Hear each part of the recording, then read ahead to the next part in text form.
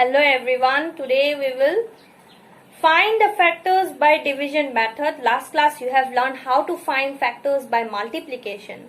And it's very simple and I have already shown you how to do it. I have shown some examples in the last class, but today we will do the exercise question. Last class you have done 1 and 2 question. Today we will do number 3 and they have given that find the factors by division and we will find the factor of 18 by division method. So how will you do?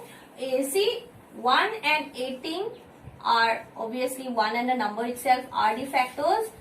So next we will go to number 2. You have to divide that 18 with 2. So we will see it 18. I think you know it. 2 9 ja 18. If you see 2 9 ja 18. So remainder you got 0. So that means these two will be the factors, 2 and 9. So you write 2 and 9 are factors. Okay, are factors. Next you see for 3 number 3. So you know it. If you multiply you will get this. So what you will multiply to get 18? It will be 3 6. So if you divide it also you will get 3 6 18. Got remainder. So these 3 and 6 are the factors. So 3 and 6 are factors. So you check it for 4. 18 you see in the table of 4, is it there? It's not there. 4 into 4 is 16 and then 4 into 5 is 20. So it's not there. So no need to do it. In case of 5 table, so obviously not there. So in case of 5 table, you see it, the last digit of the numbers in the 5 table, if you see it, in the last digit of the numbers, you will see 0 and 5. So this does not have 0 or 5. So no need to do it. That means it is not divisible by 5. So if you divide, you will not get remainder as 0. So no need to do for 5. Then in case of 6 it is there. In case of 7 you see 7 in the 7 table you will not get. So obviously it will not be there. In case of 8 table also it is not there, 18. So in case of 9 table already written, so no need to do it. So the factors you write, factors of 18 are 1, 2, 3, 6, 9 and 18. So these are the factors of 18. So one more question I will do, that is number 25. Okay, next is 25. They have given C number 25. So how will you do it? Very simple. 1 and 25, that means 1 and the number itself are factors.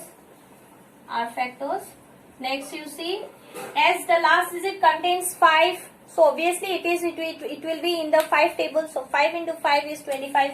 So if you divide 25 divided by 5, you will get 5. That means 5 into 5 is 25. So the 5 is a factor. So you can check it for 3 table, it's not there. In 4 table it is not there. 5 table it is there. 6 table it is not there. 7 table also not there. So as 25 is there, so obviously, so you can check it till 9 table at least you check it. So you write the factors. So these are only the factors. This will come as if you practice it. R 1, 5 and 25. As 2 numbers are given, no need to write 2 numbers. One only you write for 5. No need to write 5 2 times. So this is number 3 number. Let us go to next number. Okay, number 4 question they are giving that check if the second number is a factor of the first number. Write Y for yes and N for no. So you need to write Y for yes and N for no if this number, that is 5, is a factor of 20 or not. That means the second number is a factor of this first number or not, you need to find it. So how will you do? You divide it. 20 divided by 5. So if you divide it, 20 divided by 5, if you get remainder as 0, then 5 4 is 20. So 0. So that means as the remainder is 0, so this 5 and 4 is a factor of 20. So we have got, they have asked that 5 is or not. So 5 is a factor. So you write Y. Yes. Number B, number 1, C number I am doing.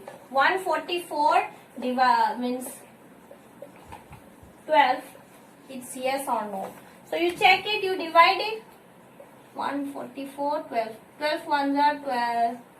So if you do 4, 12 twos are 24. So you get remainder as 0. So that means 12 is a factor of 144. Yeah, it is yes. So next one more you do, number E I am doing. For 57. Is it yes or no? You check it, divide it. 50 divided by 7.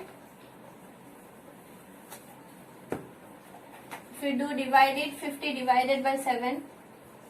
50 divided by 7. If you do it, what will be the answer? So 7 7s are 49. So you get remainder as 1. So that means if remainder is there, so you cannot call this is a factor. So 7 is not a factor of 50. So you write as the remainder is there. So this is the answer.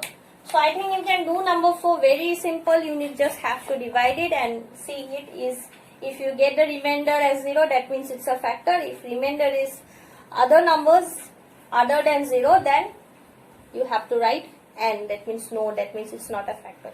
So this is this much for today. This much I conclude, and in the next class we will do how to find common factors. Thank you for watching.